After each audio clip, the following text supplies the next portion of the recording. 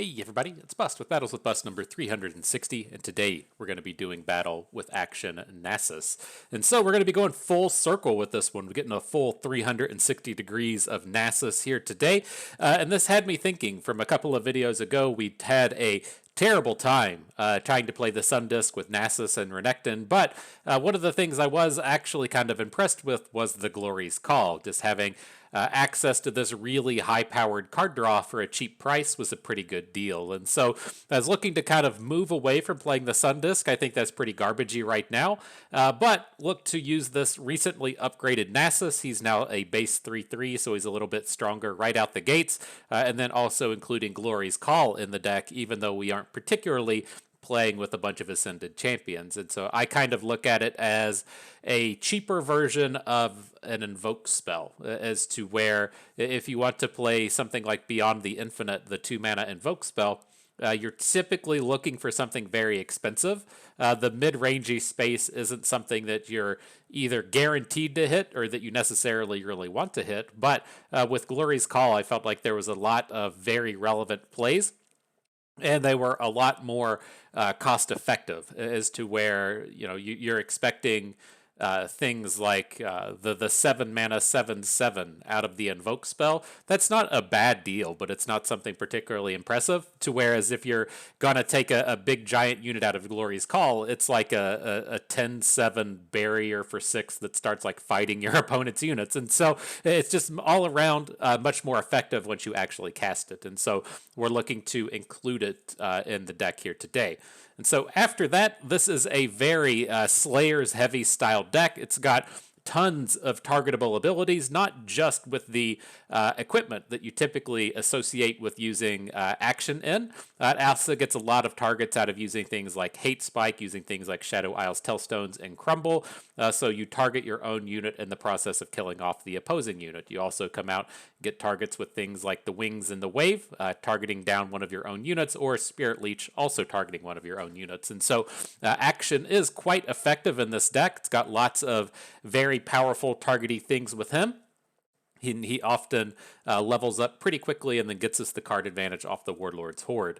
The last card to kind of make note of in here is going to be Soul Harvest. This is another one that was recently upgraded so that it now kills a champion with 3 or less power for 3 mana. And we've spoke to this breakpoint between 3 and 4 mana quite a bit over the past few videos. It's just such a important breakpoint, and being able to play these spells solely off of spell mana and not having to break into that space to where you're spending your real unit mana on these cards. And so Soul Harvest now has dropped down to 3 to kill the champions, very powerful in the current meta.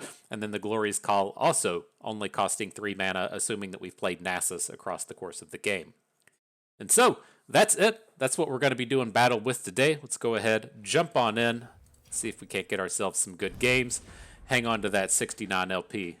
just no wins, no losses. Let's just queue up and quit, right? We pretty much won the game today. Gotta get those childish, funny numbers up here. I have to hear children talk on occasion, and they don't understand what it means. They just refer to 69 as the funny number.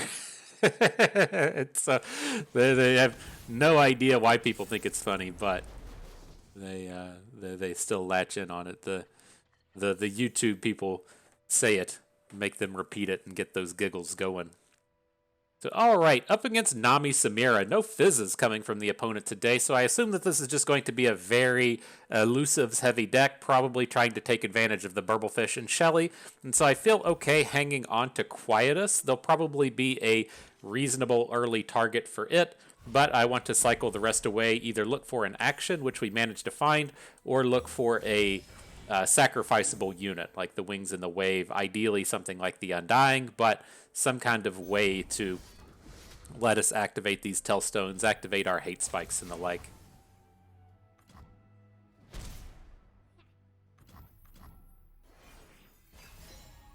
All right.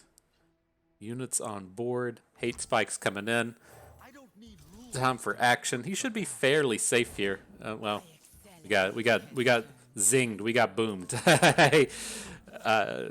I've mentioned this play before and we just totally got baited into it as to where you open and just pass and just let your Samira down. We should have just passed here. You know, we're in a decent spot to come into the next turn and just bank, having the hate spike already in our hand, and so it's probably gonna be a disaster the rest of the way, losing out on our action like that. But let's see if we can't manage this board a little bit.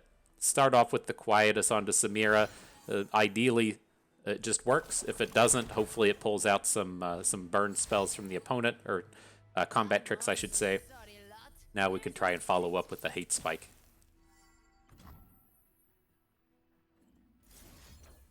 Just slam it all in here. See if he's got the second copy of All Out. Not this time.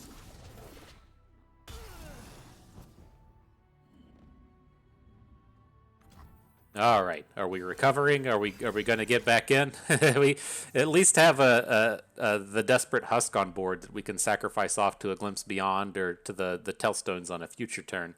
Ideally, with the Tellstones, you're just dropping it onto things like Crumble, and so we wouldn't have the mana for it this turn. But opponent shouldn't really be in the spot to where they're looking to drop Nami. All the Tellstones today. All right, we're getting boomed. We're getting zinged by the coral creatures.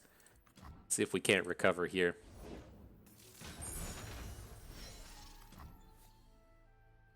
This is going to be tough. We really struggle against the kind of Shelly idea to where to where the opponent's just going to drop a bunch of big elusives on one turn and combo off. We don't have access to Nasus. I'm going to be a little bit worried about this, but we'll see. The big dog can come down next turn. He's not going to be super interactive on this board, but hopefully we can make some magic happen.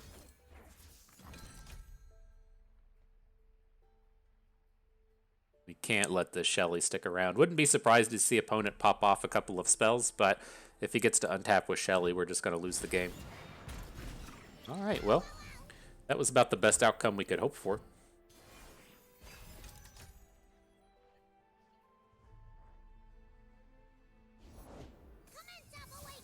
All right, well, we got away from it last turn. Let's see if we can take another one down this turn.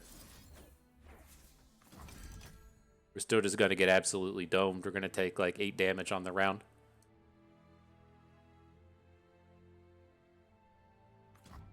Oof, sick.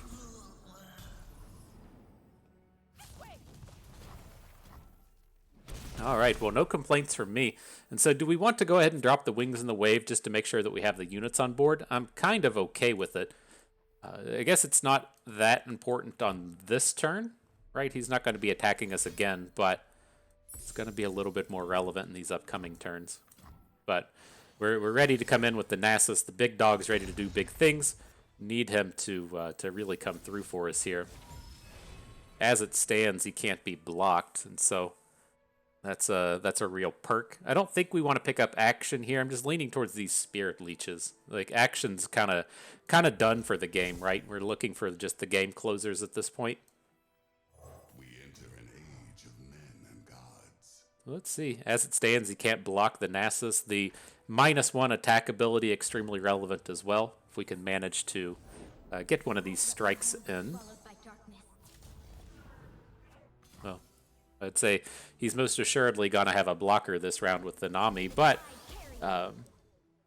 he was going to need 2 spells if he didn't have a combat trick, and so given the way that the rounds went with the Shelly, it wasn't really kind of guaranteed that he would be able to spew off a bunch of spells.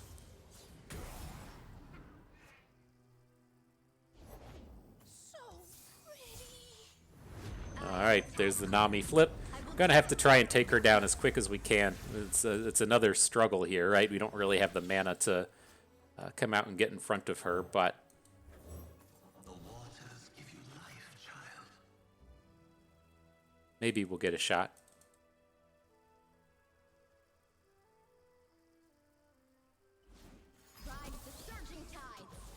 Interesting. He pops Nasus's spell shield. I don't think there's a... Oh, you're going to have to... I guess Pirouette would be the card that we're supposed to worry about now. if he stuns our Nasus and kills off one of our smaller units.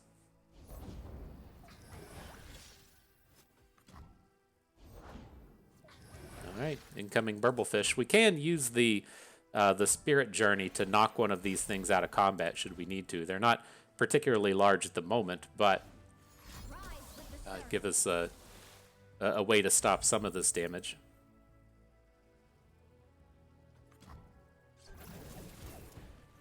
Alright, then, I mean, I guess we just have to try and pop off on this Nami.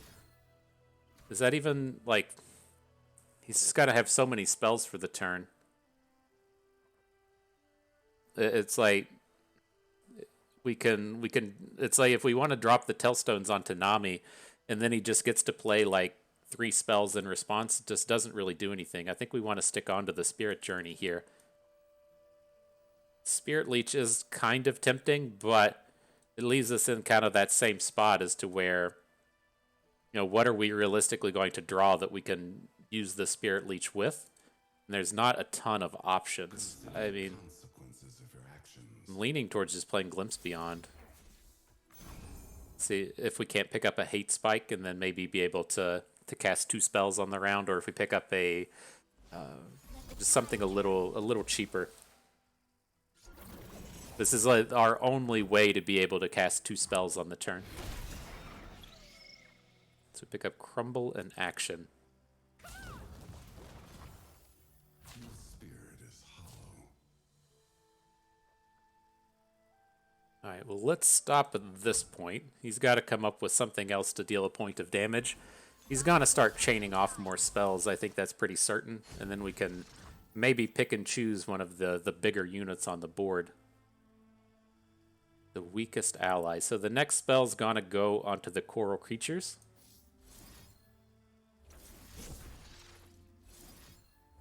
So maybe we can get out of this. Maybe we can get out of this round. I think we're still nowhere close to winning this game, right? He has such easy blocks on our Nasus here. All right, let's get out of that one. I'm curious how that would have gone had we not just thrown away our Action. Like he's not delivering a ton of value, right? He's just got to probably deal like 4 damage across the turns, but it slows down the opponent so much in what they're able to do, right? So if say we, like he just passes on turn 2 and doesn't get to play the Samira, he's not getting to really start building up his board or anything, and so, I mean, there's definite mistakes that we ended up making here.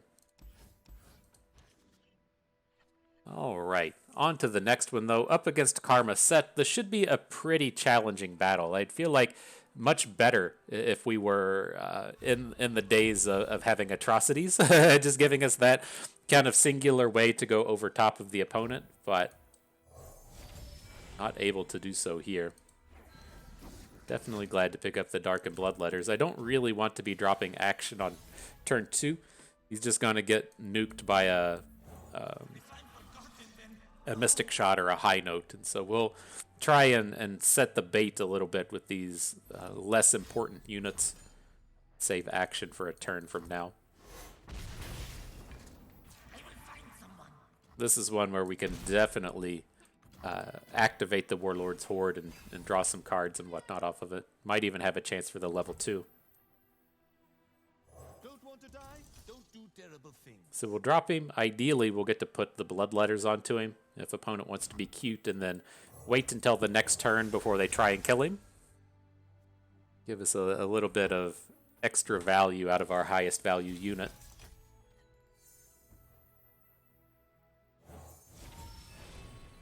Alright, well, we can do battle with the 3-4 if it turns up.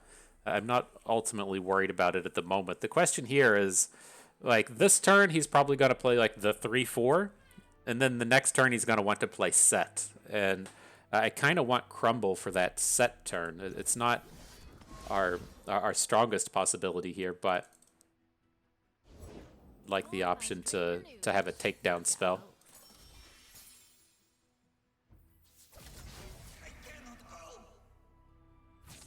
So he's going to block Action. We're going to drop a Hate Spike onto the Mixologist.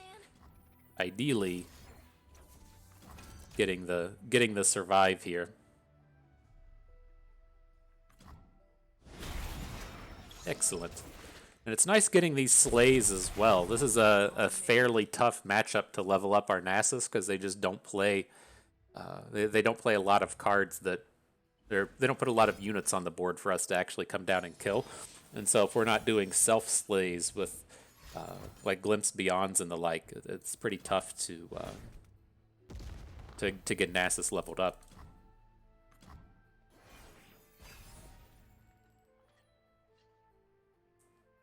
Set coming in.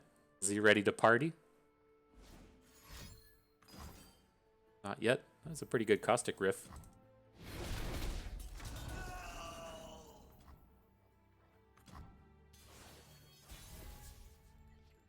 Alright, little dog. It's time to get things done.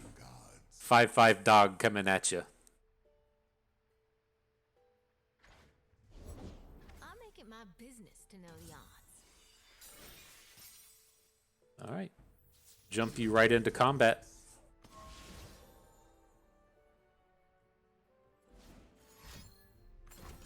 Sure. This is a pretty interesting spot for the Siphoning Strike, assuming that we're able to pull it off and actually having two champions on the board. Getting all of those +2/+2s is a pretty big deal. It's a tough matchup to just come in and go for it, since they can deny it and recall their units and stuff. But I think it's worth going for here. Yeah, let's take down the Mixologist. Like, if he's going to play a tag out to return the unit to his hand, I'd rather him be tagging out the Mixologist as opposed to tagging out the Tail of the Dragon. All right. Not what I was expecting. Still doesn't feel very good. Like, I know it feels like we're winning because we're getting a better board than the opponent and our strikes are happening and we might actually get to flip this Nasus, but like, we are nowhere near closing this game out on our next attack. And we're just going to get smoked by Karma as soon as she comes down. And so I know it looks like we're doing pretty good here, but this is definitely that's definitely not the case. I'm thinking of actually just we need something to happen here. Let's get rid of Nasus, or get rid of Akshan. We'll draw some cards, start activating these crumbles and such. Gets the second unit on the board, and then it also lets us come in and play the likes of Zolani if we want to.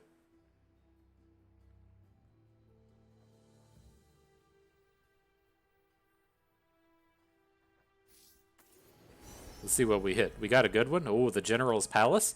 That's certainly what we need to come in and turn this game around. This is another one to watch out for, the Shimmering Mirage. Coming in and making copies of Nasus can be a pretty big game closer, but the General's Palace seems good. He's already played one Aftershock, so maybe he doesn't have access to a second one. It'd be really sweet if he didn't. Playing coins. I bet this is going to be a card draw. Oh, set. Okay. I always do, boss.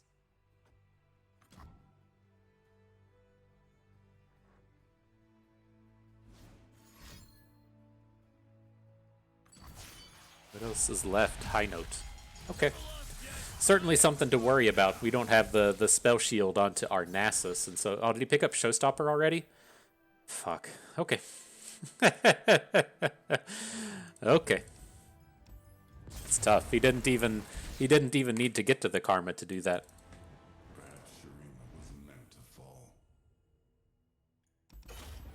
That's that you're going to find to be a pretty impossible matchup. You're never aggressive enough to come up and beat them in the early game, right? You can like maybe get some kind of draw to where you curve a Bakai into an action, into a fading icon, and you make an equip, and then you get an undying, and you're able to start killing it off. Like you might be able to pull something off like that, but the vast majority of the time it's just never going to happen against that deck. And so I feel like the rally card there was a pretty reasonable choice.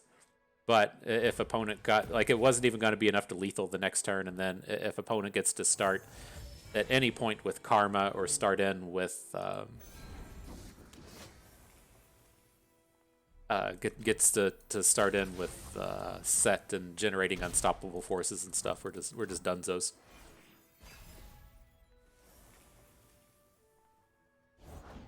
All right, on to this next one though. Got some really high-powered cards in hand here. We can start swinging the Darkened Halberds at them. Oh, this is Smear and Nar. I thought this was going to be like Nora Nar. It probably still is if seeing the Conchologist come down.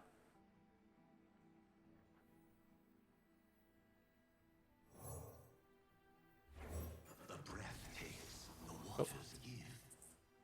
Let's just start getting some units on board.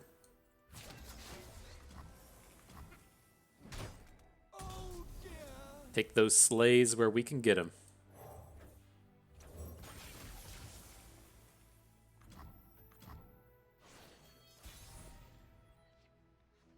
Alright, so we want to kill an ally, equip the other one. That's going to give us the little friend on board as well.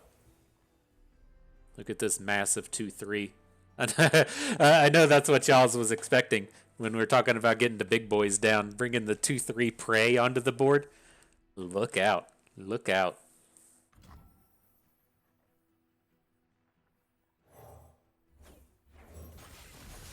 Alright, a little bit meatier with the Dark Enthrall picking up some stats. I suspect we're going to be able to get these equipment back. I think opponent's probably just going to kill off these units in pretty short order.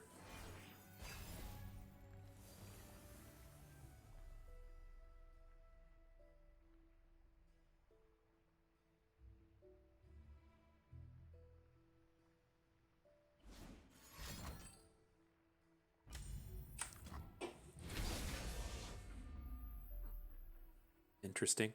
What does he need a plunder for? Is he going to play Gnar this turn?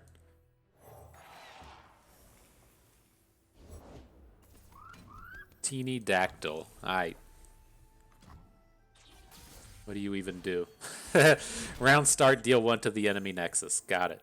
Got it.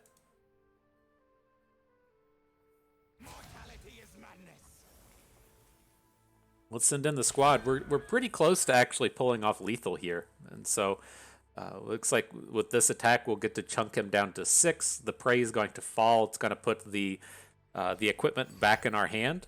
And then we can look to put the... this kind of sucks. I was going to say we can put the equipment over onto the Dark Enthrall. So we get to pick up the Zolani back into our hand. And then we could play Zolani on the next turn, killing off the Undying. But didn't quite come together. Nice hate spike, though. No need to make a name for myself. Just an impression. So let's play the Undying first. I don't want our Husk card to land onto him. Now we'll kill off this Pterodactyl. I think Samira is probably pretty manageable at this point.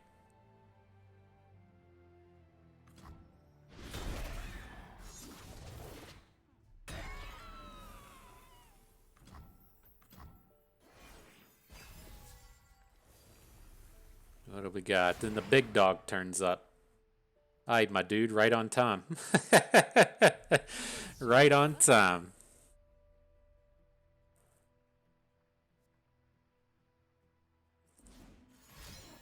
Is he gonna kill our Husk? Oh, he's sending damage to the face. Alright. So is that the angle we want to take? Do we want to just drop Nasus now, or would we rather wait until next turn? I'm leaning towards next turn. Like in this space, if we want, we can put down a Darkened Bloodletters. Would we rather just play Zolani? He's pretty good. We have to worry about like stuns coming from the opponent next turn, but I think this is okay. They will never die. Remember, the Husks don't count as a slay, so our Nasus is only going to be at 9 at this point. Which one's this one do? He turns into a 6-7? Alright.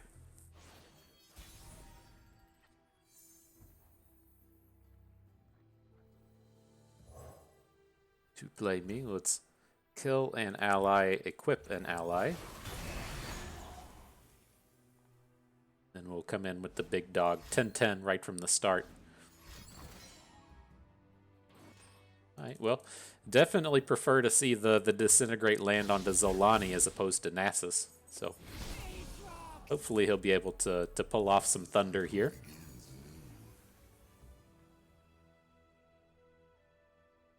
Because I'm ready to party, fam. It's got to be pretty dangerous for him, right? I mean, it does feel good to see the Disintegrate just go down.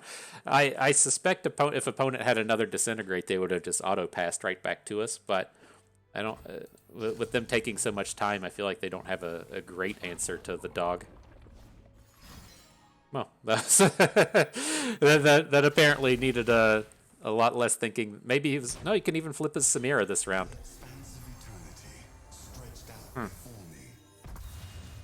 Interesting.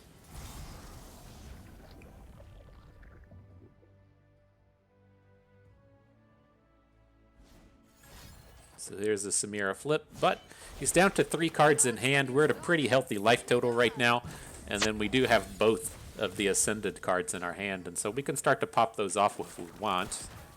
We'll have 2 Undyings on the board as well, starting to get pretty meaty.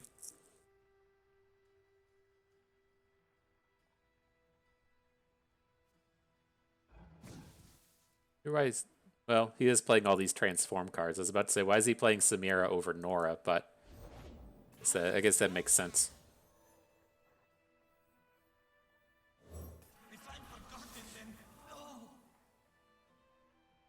We'll have to wait on these Glories calls. As it stands, like I like having the blockers on board. He needs something else to do the damage to the face if he wants to get the Gnar flip in.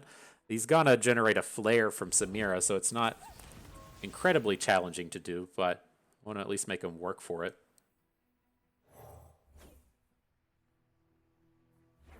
War is a curse I cannot permit.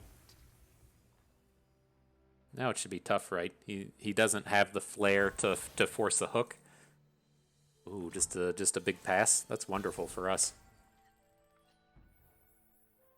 Let's see what we pick up. Let's see if we hit the burst card. We didn't. Crumbling Sand's not that strong right here. I think Sandstorm could be useful next turn, and I'm not really interested in the Emperor's card, so let's do that one.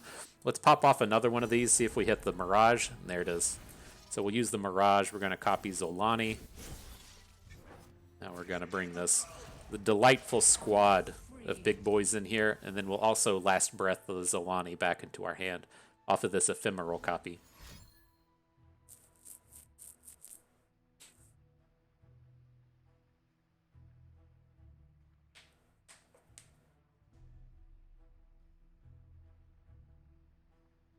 Just thinking, man, it feels so wild playing this deck without Vile Feast. Vile Feast was such a integral component to the Shadow Isles identity for so long. It's kind of crazy not having it around anymore.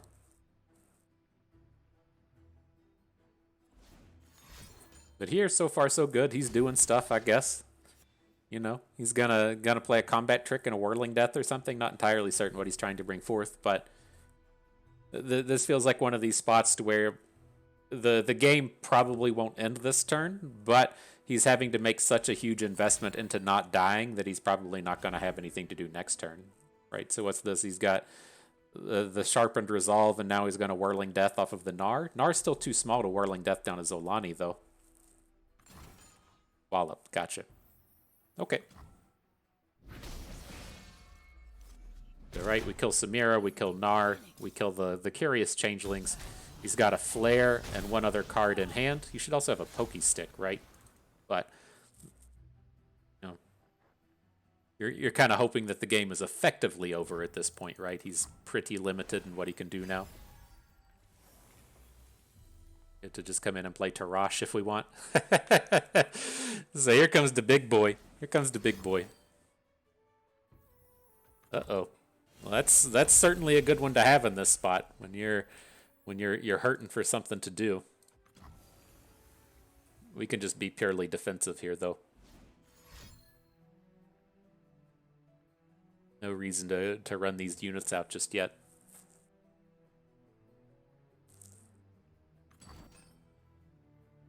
Okay. We are surprisingly resilient against the Ruination, having the 2 copies of the Undying on the board. I think that's fantastic. Let's continue on. He can play 2 more cards this turn. Needs to get 14 damage somewhere. Bull Elnick. Okay, gonna pass. That's not gonna kill us. We'll wait on him to see if he plays 1 more unit and then just hit him with the Sandstorm.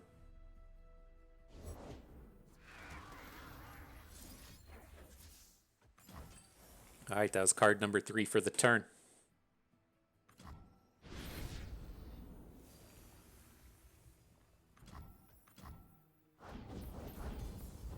Not a very big hit from the Treasured Trash. Where's Tarash at? I don't think I want to open here. It's just another one of these spots to where it's really hard for him to have enough to stop this. Like, it's like if he has double Wallop, then he could have, stopped us somehow there. But I think adding in Tarash is most certainly safe enough. So we get the transform package. Beat them at their own game, right?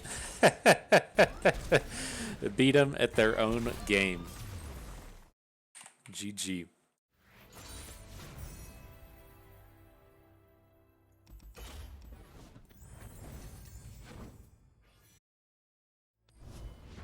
All right, next battle.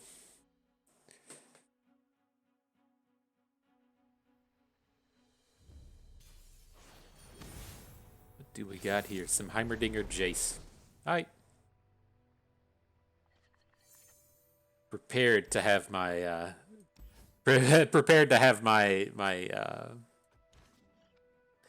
my Nasus popped by a vengeance. All right, reasonable enough start though. I didn't really want to hang on to Soul Harvest. There are targets from the opposing deck, but not a ton of really good ones, and so I wasn't really amped about it. Now, as far as our removal goes, it's tough with things like Shadow Isles Tellstones because we essentially have like 6 copies of Crumble in our deck. I don't feel like we need it. I kind of like the Spirit Leech because of how this is going to curve out to where we just don't play anything on turn 2. On turn 3, we can add in the Undying and the Halberd, and then on turn 4, we can Spirit Leech out the Undying. Really try and go toe-to-toe in the value game against Heimerdinger Jace here.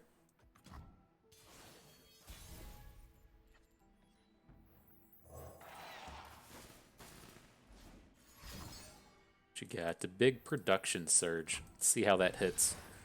Just one? Just a floor be gone? Alright. I got the answer to that.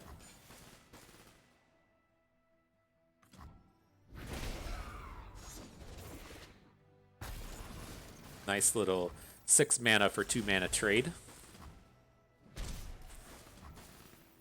And we get our Undying back, ready to get this impactful Spirit Leech. We need to get those what are they called? We need to get those Bilgewater fight cards in here. We can make our own Bandle Gunners. That's the way we should be going about this, huh?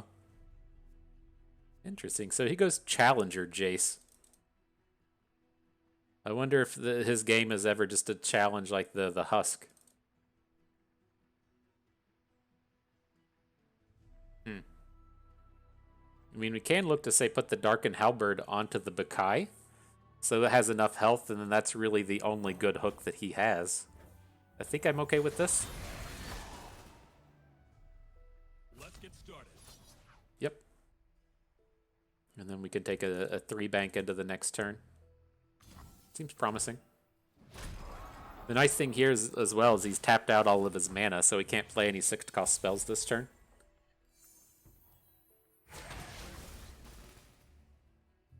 Can't feel good, right? Can't feel good. I'm right. I'm right. In case you were wondering, yes, it's correct. I am right. What you got for us, Nugget? All right, well, we'll try and kill a little bit of this stuff. Can't kill off the Hextech Handler, right? He's a little bit too big for our sweet removal spells here, but can end up playing a Quietus. At least take the Forged Chief off of the board. Now I think we need to just start picking up the Tellstones. We gotta get those removals in there somewhere. Okay. Not very nice.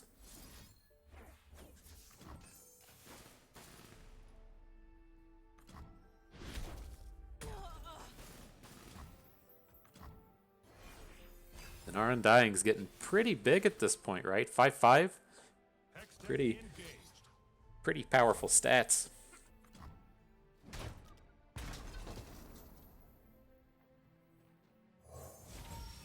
Let's lead with the Bakai, though. The thing that we're going to have to worry about here is if he comes at us with Heimerdinger. And we can try and take down Heimerdinger with the Soul Harvest, but I do like having the units that we can sacrifice to the Tellstones. But let's just come in and pick up the Glimpse from Beyond. I think this is going to continue to grind down.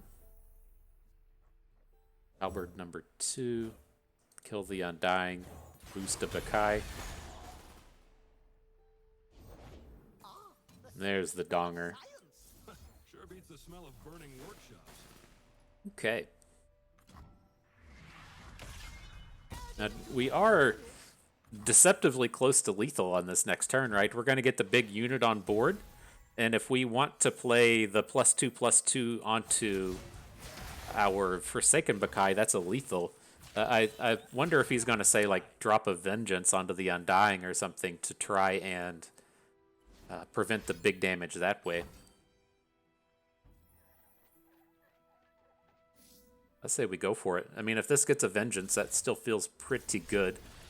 So let's Mark of the Isles, the Undying. We'll Glimpse from Beyond our Spirit Leech. And now we should still get to draw the 2 cards. Jace should die, and then if he wants to Vengeance the Undying, that's pretty okay in my books. All right, GG.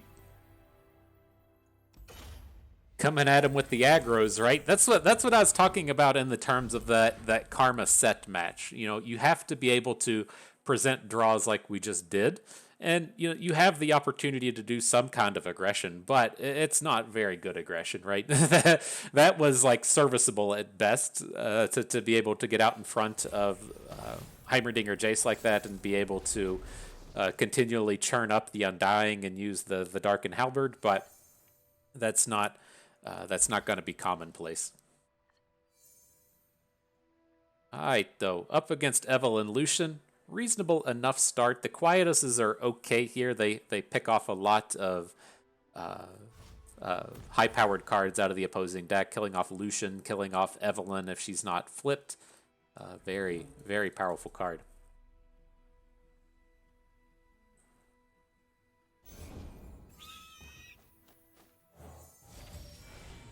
Alright, Bakai time. We'll pick up the Halberd here.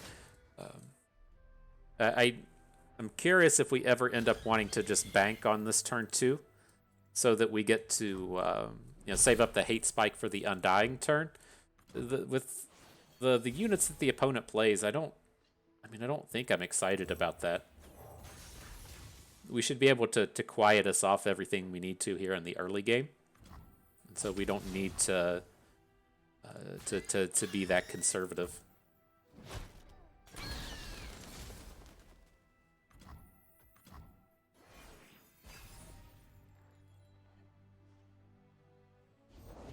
Words move hearts and armies. Oh, his total power is too high. That's a bit of a bummer. At least he doesn't have any. He shouldn't have any way to boost the Dawn Speakers this turn.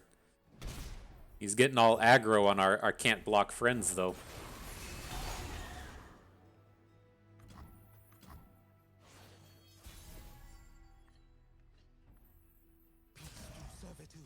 Alright, well, Soul Harvest is a reasonable way to take down a Dawn Speakers.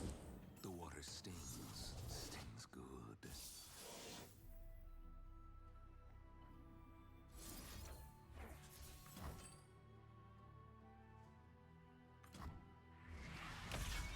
Do not forget.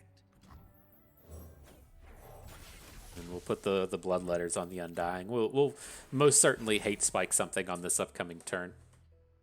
Ooh, what up, Akshan? I've got hooks, coals, and all the time in the world. Everything a girl could die for.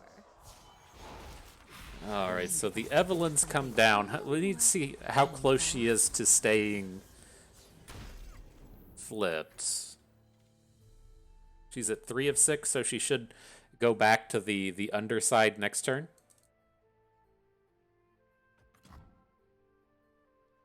I'm thinking if we want to like kill off this husk, if we want to spend a quietus to take it down. I don't think so. Well, if we're gonna if we're just gonna go about it this way, then I'll take the free kills. One last kiss.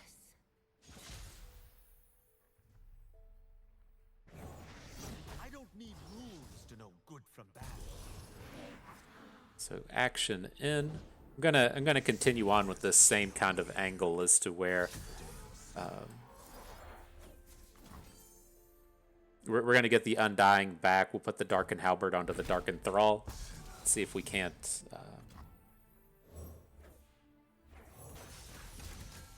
see if we can't just present these big units again.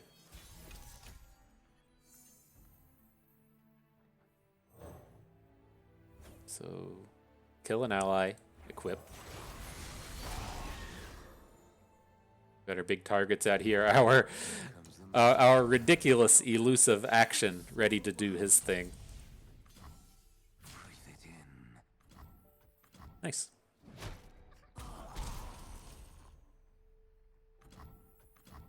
Not bad, not bad. So we're still pretty healthy here. Our team not very good at blocking, but we hopefully have the tools we need to punch through here. Now we're going to be paying the full price for a glorious call. You know, it just kind of is what it is at this point. We haven't seen Nasus. See what turns up. Now, Crumbling Sands obliterates a follower, right?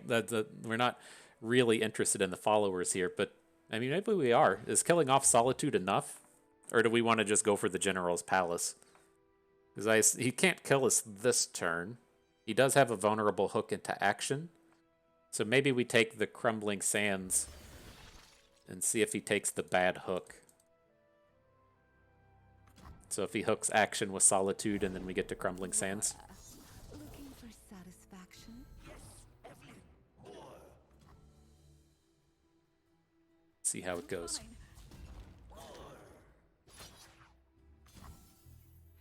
Taking 11.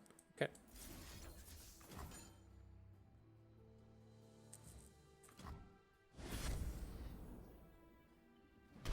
Scream for me.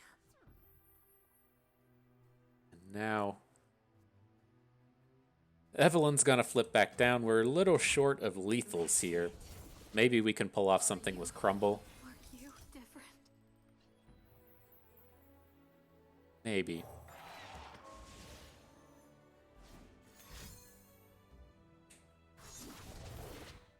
I'm so alone. So he gets a bunch of stuff. This is going to be an elusive one, right? So as much as I'd like to take down Evelyn, we probably need to take down this ridiculous thing at the end. Although Evelyn does pick up all these abilities, right? I'm so alone.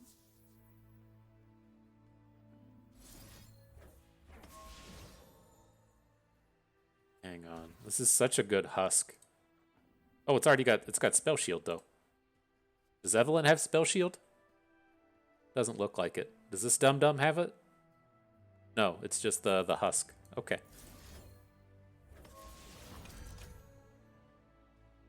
So let's take down the Evelyn. We can still attack this turn and then look to glimpse beyond whatever he blocks with the Solitude. It's just the way that goes wrong is if he's able to.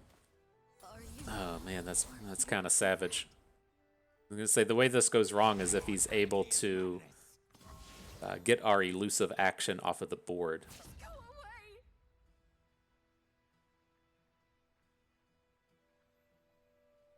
Yeah, we might need something good here. Maybe really overestimated how this was going.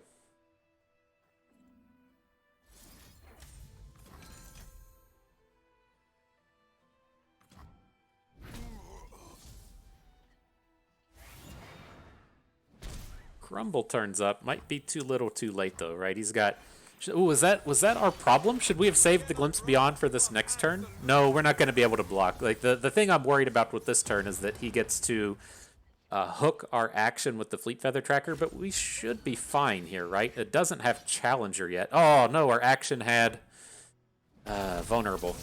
Fuck. I don't know if there was a way around that. Those hits were just too big right there at the end. Alright, GG. Alright, well, let's get ourselves one more battle in. See if we can't get another exciting game going on. I wonder if actually we were just being too short-sighted in that game and taking the Destroy a Follower and trying to get that like really good combat with the action.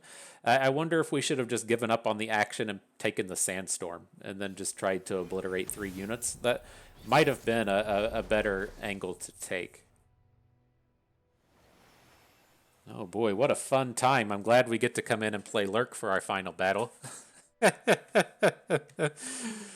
Oh, this is always so miserable. All right, well, let's check those lottery tickets and see how we're doing today. All right, number 1, blindly hit. Good job. Somebody's having fun. All right, let's go ahead and just start removing these units. Well, I don't think we want to. If he plays a Snapjaw Swarm here, we're going to want to have the Bakai on board. Quietus should still be good. It'll be our last turn to have a good Quietus.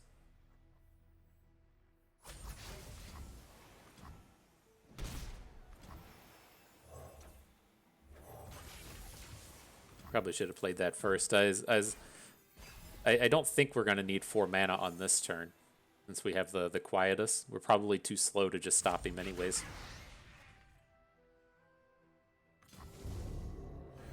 Two in a row. Good job.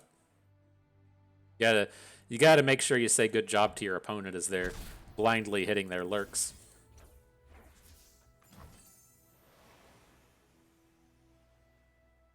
Alright, but let's get this guy off of the board. Maybe this will be around for a hate spike. Very odd draw from the opponent.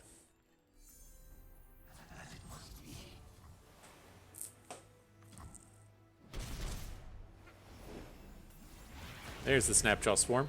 Number 3. Good job. Again, you gotta remember to tell them good job as they're blindly hitting their lurks. Who needs predict if you're just gonna hit perfectly every time? Well, I guess we can't say that he's hit perfectly. He didn't he didn't hit Rek'Sai yet. So I assume he's probably just hit Pike. There you go. There you go. So dumb.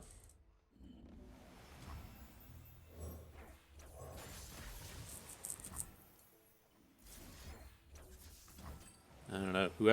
Whoever designed this mechanic really knows how to have a good time. the life of every party. The guy that designed Lurk. But hopefully in a decent spot now. Given the way that he's kind of sequenced these turns, I wouldn't really expect him to be playing a bunch of small units here. It should just be one big unit, given he didn't play anything on like turn 2 or turn 4. So that's a very nice tempo play for us. Now we can look to get nasty with Nasus. He's unfortunately not going to flip on this attack, but... Oh no, we can put the Darkened Bloodletters on him to get him to flip. There we go. Not the perfect target. Is that something that we even want to deal with?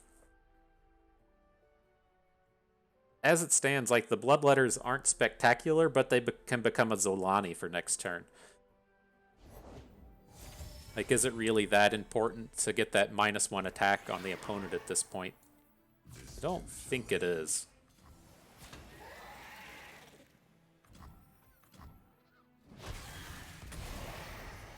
Got that furious Nasus out here, getting the double bonus off of the sleigh.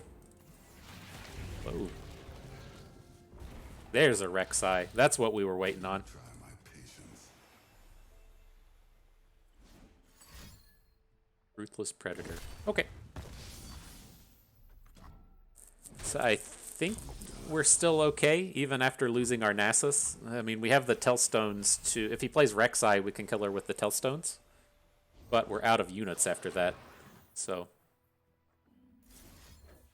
definitely room for failure here. Really wishing we had that... Oh my god, are you kidding me? What a joke of a game. Oh my god. I don't know. That's... Go and play Hearthstone or something. I mean, I don't know how else you're supposed to really take that. It's like if you're playing against the opponent and they've like predicted like 5 and 6 times and that's how they're hitting all their lurks, fine. But that is ultimately just so frustrating to me. Like, I'm curious. Hang on. Like, all right. So I mean, it does seem like people are playing about 75%, 80% lurk cards, and so I guess it's not like completely ridiculous to see them pop up like that, but it's ultimately just so frustrating in the sense that you find yourselves in so many spots against lurk to where they have to play a card and it has to hit, and if you miss, you just lose the game. And it's most commonly comes up with those with the fish attack, whatever that stupid ass thing's called that makes a free attack whenever it comes down. Like you find yourself in this spot to where if you play the fish and attack and hit, then you win the game because your unit is now big enough to force a trade with the opponent. And if you play it and attack and miss, then you just lose because you play your card gets killed in combat, and then you're down with the scaling for the remainder of the game. And so it just feels like so many times it's like, oh, cool, you hit your fucking coin flip, good job, dude. And like, I get that it's a bit of a weighted coin in the sense, but it's just so brutal having to run into that. And then also the lurks not being created equal, right? If you just naturally hit a Rek'Sai or you naturally hit a Pike, like through the course of that game, that guy predicted 1 time, but he hit Pike twice and he hit Rek'Sai once, and it's like, oh, well, I guess that's good, you know? Like, that's a fantastic way to go about it. It's just, it's ultimately just a super frustrating experience for me. It hasn't gotten to the point to where it's as frustrating as playing against Seraphine back alley bar, but it's like right up there at the top. And I'm ultimately curious as to why the mechanic got left into the game. Like, I've never encountered a single person that says, I enjoy playing the lurk mechanic. There's like maybe one person out there that's like, oh, I really like Rek'Sai. That's my favorite champion. It's like, fuck you, whatever. But it just, I don't know. It seems like it would have been a very easy mechanic to rotate in the sense that, number one, you can't dual use the cards, right? If you want to say, look at the deck that we're playing here today, we've managed to find a way to make dual use out of Nasus and the Slay mechanic and the Glory's Call, right? We're playing Glory's Call in this Nasus deck. We're playing Glory's Call in the Sundisk deck. That has a variety of usages across the board. You can even make an argument for playing like Akshan Renekton or playing Renekton OTK and also including Glory's Call in that sense. Like, you can get some dual usage out of the cards like this, but there is absolutely zero way to use anything and lurk outside of the most linear fashion. And I guess that it's like a reasonable deck to keep around in the sense that it's a very beginner friendly deck to understand, right? As you're learning the game and learning the mechanics and learning about the deck building, it's very easy to say, oh, well, I should just go and take all of these lurk cards and put every card that has lurk on it into this deck and call it a day. But yeah, the mechanic is ultimately just so super frustrating for me to encounter. I really despise that deck is left around. And I that's the only reason I can really imagine why it would have been left is either you have to keep the champion count high enough to where you don't have like 10 Freylord champions but only 4 Shurima champions, and so you have to leave some of these cards in just to keep the champion mix up. And then also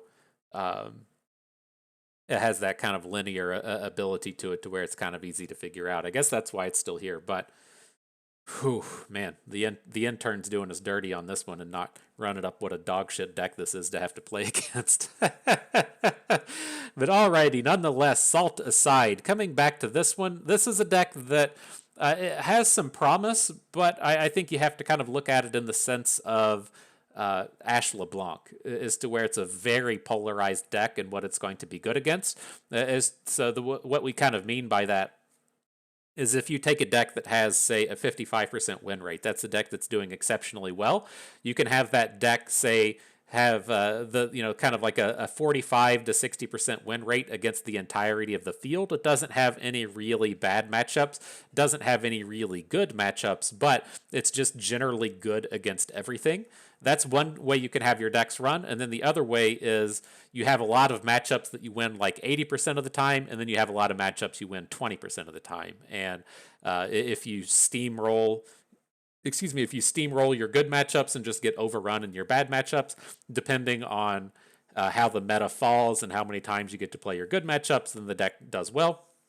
And then if it starts doing too well, the decks that annihilate it will just pick up in steam and pick up in progress and really knock it out of the meta. And so, as you could see in this previous format, if you're really looking to target down Samira Fizz, you can edit your deck to a degree to be partially good against it, but you're not going to really knock it down out of the format. It's one of those decks that's really good and kind of in the middle. But if you have decks like Ash LeBlanc, those were the ones as to where as you played against things like Nora and played against things like Karma Set and played against just the slower decks of the format, you would just get completely annihilated. So it was really good against like the OTK decks and then the mid-rangey decks like Elites, but it's really bad against the slower decks of the format. And that's where a deck like this really kind of falls. This isn't going to beat Karma Set with any kind of frequency. It's going to get smoked by things like Vagar and Darkness, just the decks that can go a little bit slower than you. You don't have that atrocity answer that just says, oh, well, if this game drags on, I'm just going to throw an 18 attack spell shielded unit at your face and call it a day. And so with that aspect taken out, it really limits your ability to beat those slower decks. And so in the days of old, you may have been an underdog against Karma Set, right? They may have been like a 60-40 favorite over you, just because those atrocity kills could be so good. But as your atrocity is removed, that matchup really dwindles, and so you have to find a lot of the more aggro-y kind of matchups that this can hopefully pick on. And so I don't think that this will find a space as a good ladder grinder. Like if you're looking at a deck like Ash, Ash still has a little bit higher win rate on the bottom end just because it plays a bunch of units. As you're playing a real go tall deck like this with your Nasus is really needing to do a lot of the work, I feel like it's just not going to be good on ladder, especially as we see decks like Pantheon and Alawi and Varus come in and take up a lot of the market share. A lot of the answers that are good to those cards are also quite good against Nasus. And so I don't think it has much of a place on the ladder, but it could find a place in best of 3. And so if you're able to come in and just ban Karma Set and then really hone this in on dealing with the more aggro matchups of the world, then you can have a little bit more success there. But nonetheless, good stuff. I had fun with those games. I hope you did too, because that is going to do it for us today. And so I hope everyone enjoyed the video. Hope you maybe learned a thing or two along the way and you had a good time watching. So this is Bust, and we thank you for being here.